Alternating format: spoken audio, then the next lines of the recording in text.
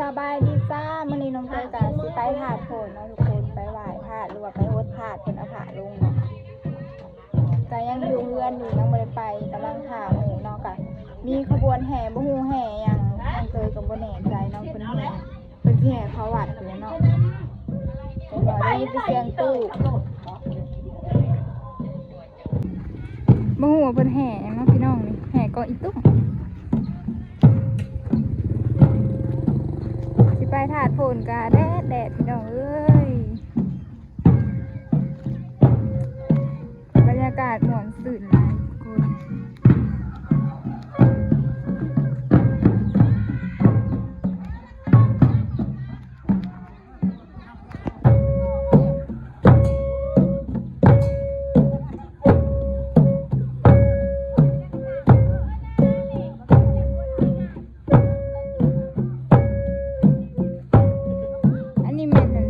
ตอนบิดบุญนะน้องทุกคนเมื่อวานเขาเอิ้นแห่น้องเลยก็บอกเคยเข้าใจแห่มาแต่หอบุญละเนาะ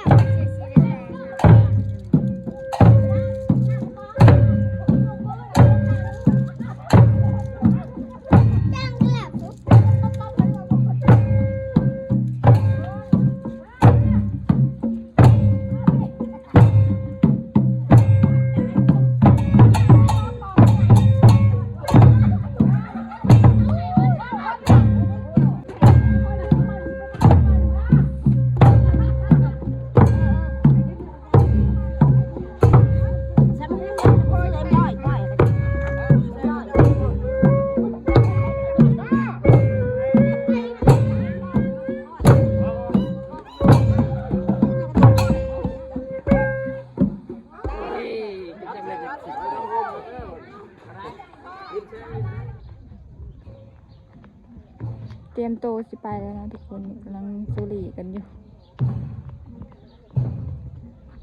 อากาศกะร้อนแดดเหงื่อสิฮ้อนทุกคน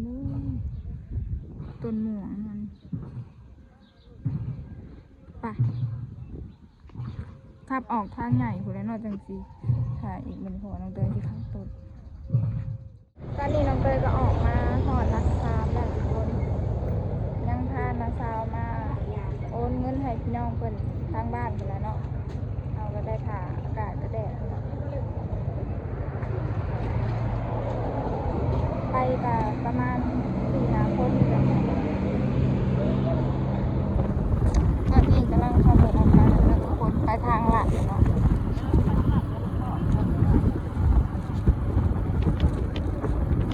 อากาศก็แดดสุดๆเลย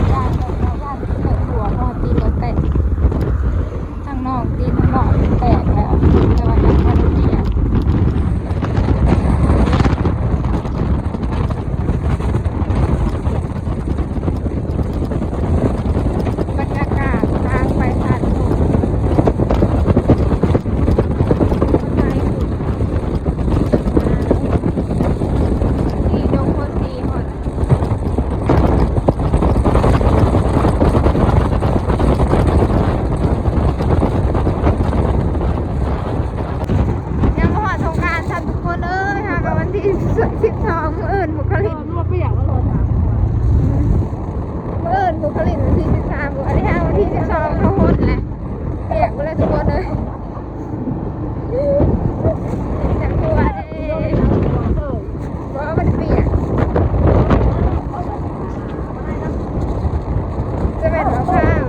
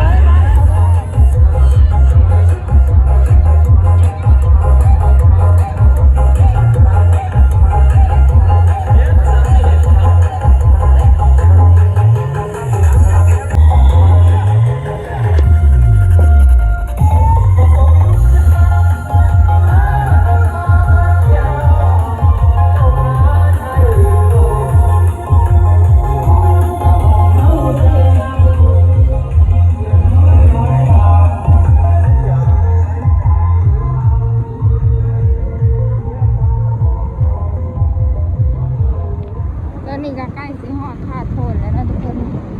ต้นตาลก็หลายนี่ต้นตาลเรียนศิลปะมองไม้หาเมื่อ3 ตัวนะทุกคน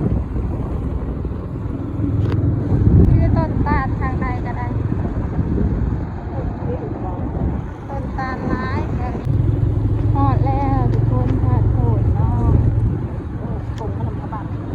คนขนาดสีลายอยู่พอสมควร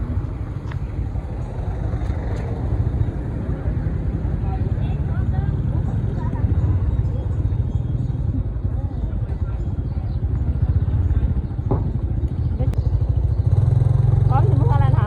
เขาก็มาหอดเลย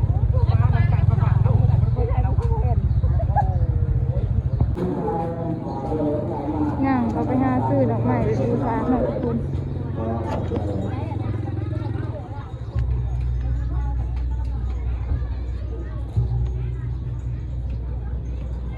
ซึ่งเจ้าบัดดอกไม้นะ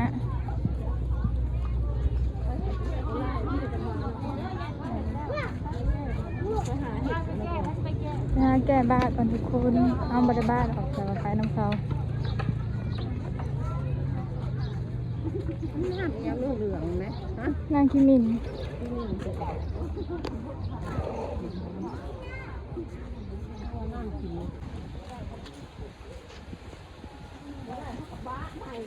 ผมโพเย็นนะทุกคนเลย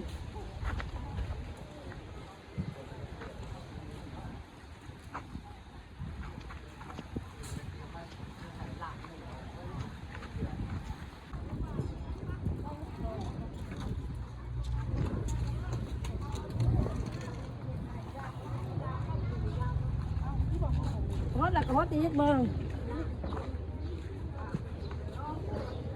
น้าสาวคนที่มาแก้บ้านนะแต่เขาไม่ได้แก้ดอกวางเอาบริบาเองเลยขู่แล้ว10,000ทุกคนน้าสาวคนที่แก้บ้านนะทุกคนมีต้นมีกระตานี่เลย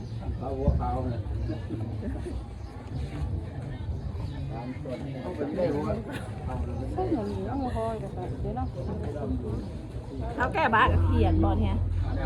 เขียนเลยเนาะ บรรยากาศห่มเย็นอยู่ด้วยเพื่อนหนู คอยยังมาทันจ่ายเด้อคอยค่ะ ต้นเนี่ยมาเขียนเรื่องไม่ได้ทำลายนะ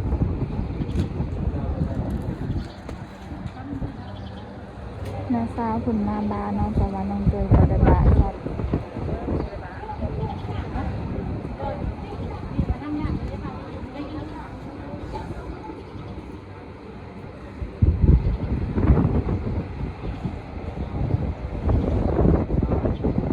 ร่มก็แห้งเลย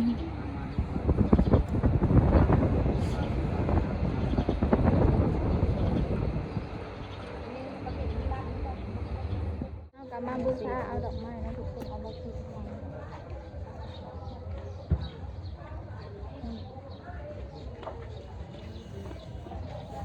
ก่อนลงสบายนะ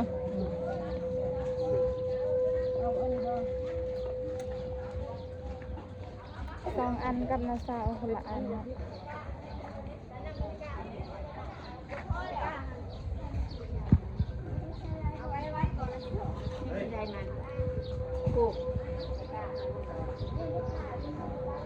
แดดห้อนที่ขึ้นไปเรียนพาดอยู่เทิงคนละมันจุดถูกกันมากเลย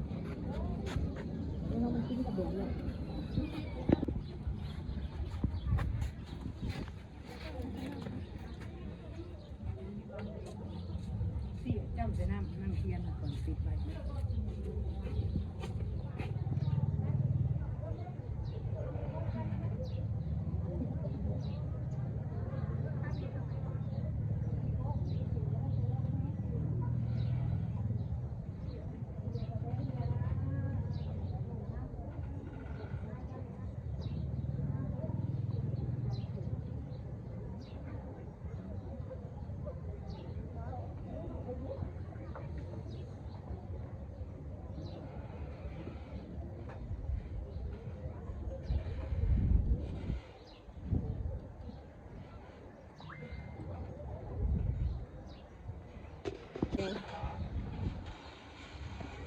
แดดบริเวณสามหันปกติสี่เหลี่ยมประมาณ3 หัน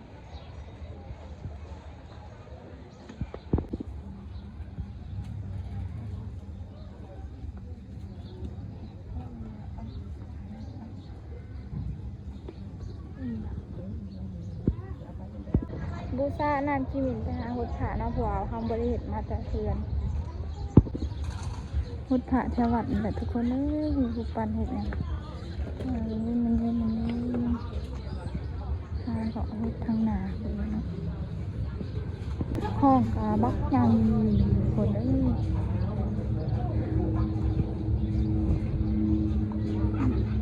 หาหุดผานอนแทนนี่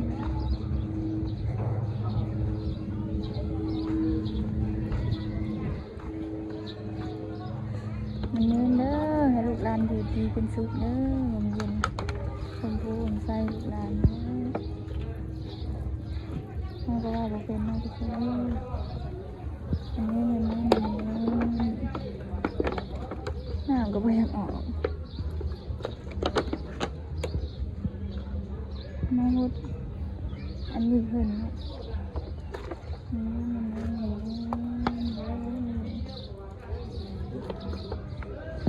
ขันเรือลายเขาก็สิ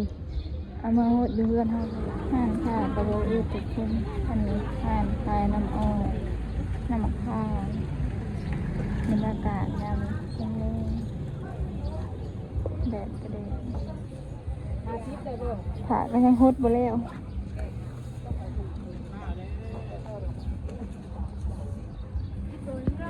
อันนี้วัดผลกำลังสร้างนอกสร้างใหม่งามหลายทุกคน อันนี้ให้ให้ น้ำอ้อยร้านที่ใส่ตัวทุกคนอากาศร้อนกับกินน้ำก็เย็นเนาะ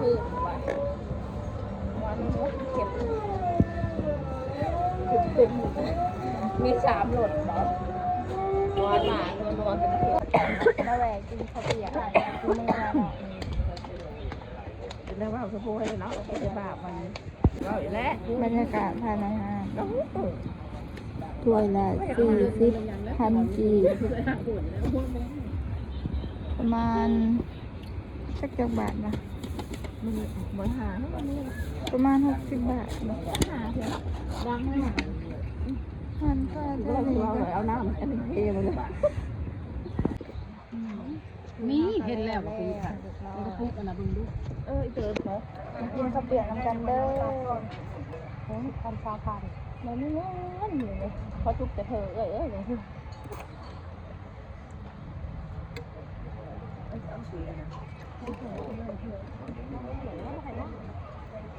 ได้เขาเนี่ยก็สิจุ๊บ ผักเสริมนั่นบ่ฮู้ว่าตั้งพุ่นเอิ้นว่าหยัง เริ่มใส่น้ำตาลนะข่อยละกินที่แรกอ่ะ